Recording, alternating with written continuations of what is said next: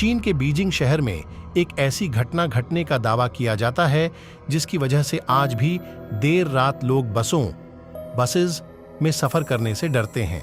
करीब 2 दशक से भी ज्यादा समय से रूट 375 की बस की कहानी सुनाई जाती रही है। ये कहानी कितनी सच्ची है साफ नहीं है, लेकिन बीजिंग की वेबसाइट समेत कई अंग्रेजी वेबसाइट्स पर भी ये कहानी वायरल है। चलिए शुरू करते हैं आज की वीडियो। ये एक रात की रहस्यमयी कहानी है जो 14 नवंबर 1995 को घटी थी। ये कहानी चीन के बीजिंग से शुरू होती है। नवंबर का महीना था, ठंड भी काफी ज्यादा थी और बाहर कोहरा भी था। उसी रात रूट नंबर 375 की एक बस चलती है।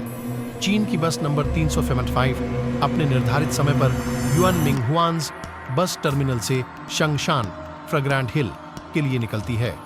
बस पूरे यात्रियों से भरी हुई थी और कुछ किलोमीटर चलने के बाद बस से धीरे धीरे यात्री अपने अपने बस स्टॉप पर उतरते चले गए। अब बस पूरी तरह से खाली हो चुकी थी। बस में अब एक ड्राइवर और एक महिला कंडक्टर बच गई थी। फ्रेग्रेंट हिल का सफर अभी लंबा था क्योंकि अभी और 7 स्टॉप बचे हुए थे। लगभग आधी रात का समय हो चुका था। चारों ओर सन्नाटा पसरा था और जिस रास्ते से यह बस जा रही थी वह रास्ता भी गांव और जंगलों के बीच से होता हुआ जा रहा था। 1-2 स्टॉप के गुजरने के बाद बस नंबर 375 समर पैलेस के बस स्टॉप पर रुकती है। यहाँ पर एक वृद्ध महिला, एक 19 साल का लड़का और एक कपल चढ़ते हैं। यंग कपल ड्राइवर के पीछे वाली सीट पर जाकर बैठ जाते हैं और लड़का साइड वाली सीट जो बस के गेट के पास होती है पर जाकर बैठ जाता है और वृद्ध महिला उस लड़के के ठीक पीछे वाली सीट पर बैठ जाती है। अब बस में कुल 6 लोग थे, 4 यात्री और 2 बस कर्मचारी। बस दोबारा अपनी मंजिल की ओर चल पड़ती है और बस के अंदर का माहौल बिल्कुल शांत होता है। बस जिस रास्ते से होकर जा रही थी उस रास्ते पर कहीं भी कोई इंसान नजर नहीं आ रहा था क्योंकि बाहर कोहरा भी घना था।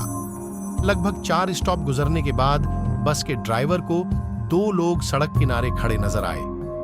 ये देख पहले तो ड्राइवर ने सोचा कि बस को नहीं रोकूंगा क्योंकि वह जहां खड़े थे वहां कोई बस स्टॉप नहीं था, लेकिन महिला कंडक्टर के समझाने पर ड्राइवर ने बस रोकी। महिला ने कहा कि ये इस रूट की आखिरी बस है और उन्हें कोई दूसरी बस भी नहीं मिलेगा। बस रुकते ही वो 2 लोग बस के पीछे वाले दरवाजे से अंदर दाखिल होते हैं, मगर तभी हैरान कर देने वाली बात यह हुई कि बस में सफर कर रहे यात्रियों और बस कर्मचारियों के होश उड्डीठा गए। उन्होंने देखा कि बस में 2 नहीं बल्कि 3 लोग दाखिल हुए थे।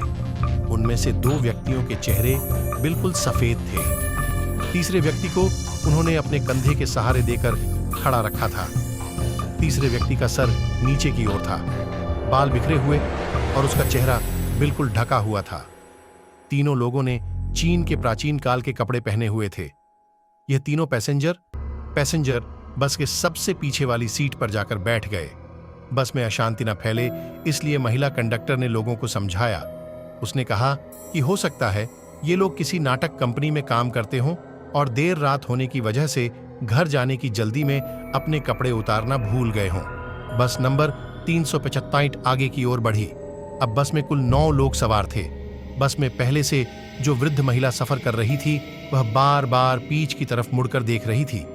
जब अगला स्टॉप आया तो यंग कपल इसी स्टॉप पर उतर जाता है। बस नंबर 375 फिर से अपनी मंजिल की ओर आगे बढ़ती है। अब बस में कुल 7 लोग थे।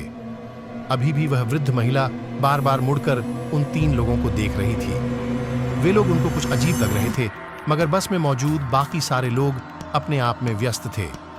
महिला कंडक्टर ड्राइवर से बात करने में व्यस्त थी। वृद्ध महिला के आगे बैठा हुआ लड़का बस की खिड़की से बाहर का नजारा देखने में व्यस्त था। करीब 2-3 किलोमीटर ऐसे ही आगे जाने के बाद वृद्ध महिला जोर से चिल्लाती है और अपने आगे बैठे हुए लड़के को एक तमाचा लगाकर कहती है कि कहाँ है मेरा पर्स। यह सुनकर महिला कंडक्टर वृद्ध महिला की ओर आती है और कहती है कि आपका पर्स इसने नहीं चुराया, यह तो आपके आगे बैठा हुआ है। लड़के ने भी यही बात वृद्ध महिला को समझाई, मगर वृद्ध महिला अपनी बातों पर अड़ी हुई थी और लड़के को पुलिस के हवाले करने की बात करने लगी। ड्राइवर और महिला कंडक्टर ने वृद्ध महिला को बहुत समझाया, मगर वह नहीं समझी और ड्राइवर को अगले स्टॉप पर बस रोकने के लिए कहा। बस रुकते ही वृद्ध महिला ने लड़के का कॉलर पकड़कर घसीटा और नीचे उतारा। बस वापस अपनी मंजिल की ओर निकल गई। अपने साथ हुई इस घटना से लड़का बहुत परेशान हो चुका था। लड़के ने वृद्ध महिला से बोला, मैंने आपका पर्स नहीं चुराया और आपके गलत इल्जाम की वजह से मेरी यह आखिरी बस छूट गई। अब मैं घर कैसे जाऊंगा और आप मुझे कौन से पुलिस स्टेशन लेकर जा रही हैं, क्योंकि यहां अगल बगल में कोई पुलिस स्टेशन नहीं है। तभी वृद्ध महिला एक लंबी गहरी सांस भरने के बाद लड़के से कहती है, मैंने तुम्हें पुलिस स्टेशन ले जाने के लिए बस से नहीं उतारा और ना ही तुमने मेरा पर्स चुराया है। यह इल्जाम मैंने तुम्हारी जान बचाने के लिए लगाया था। यह सुन लड़का चौंक कर बोला, आपने मेरी जान कैसे बचाई? वृद्ध महिला कहती है, याद है तुम्हें वह 3 व्यक्ति जो बस में आखिर में चढ़े थे? मैंने पूरे रास्ते उन पर नजर रखी। मुझे शुरू से वे लोग अजीब लग रहे थे। रास्तों के दौरान जब मैं उनकी ओर देख रही थी तो उनके कपड़े तेज हवाओं के कारण थोड़ी देर के लिए हवा में उड़े। ये देख मैं डर गई, क्योंकि उनके पैर ही नहीं थे और मुझे अपनी आंखों पर विश्वास नहीं हुआ। ऐसा लगा जैसे मैंने कोई सपना देखा। तभी तीसरे व्यक्ति का चेहरा मुझे दिखा। ये देख मैं समझ चुकी थी कि वह कोई इंसान नहीं है। मुझे जितना जल्दी हो सके उस बस से उतरना था और तुम्हारी भी जान बचानी थी, इसलिए मैंने अपने पर्स का झूठा इल्जाम तुम्हारे ऊपर लगाया। ये सुनकर जब लड़के ने उससे पूछा कि यह बात ड्राइवर और कंडक्टर को क्यों नहीं बताई, तो वृद्ध महिला ने बताया कि उन्होंने यह बात गंभीर रूप से नहीं ली और कहने लगे कि आंखों का धोखा हुआ है। इसके बाद वृद्ध महिला और लड़का तुरंत पुलिस स्टेशन जाते हैं और पुलिस कर्मचारियों को अपने साथ घटी इस घटना के बारे में बताते हैं, लेकिन पुलिस कर्मचारी उनकी बातों पर यकीन नहीं करते और उन्हें घर जाने की राय देते हैं। साथ में पुलिस यह आश्वासन देती है कि अगर इस तरीके की घटना हुई तो उसके ऊपर पुलिस कार्रवाई जरूर करेगी। वृद्ध महिला और लड़का अपने अपने घर चले जाते हैं और अगले दिन सुबह 15 नवंबर को पुलिस को सूचना मिलती है कि युएन मिंग हुआन्स बस टर्मिनल से फ्रेग्रेंट हिल तक जाने वाली रूट की बस नंबर 355 गायब है। वह अपने निर्धारित बस टर्मिनल अभी तक नहीं पहुंची।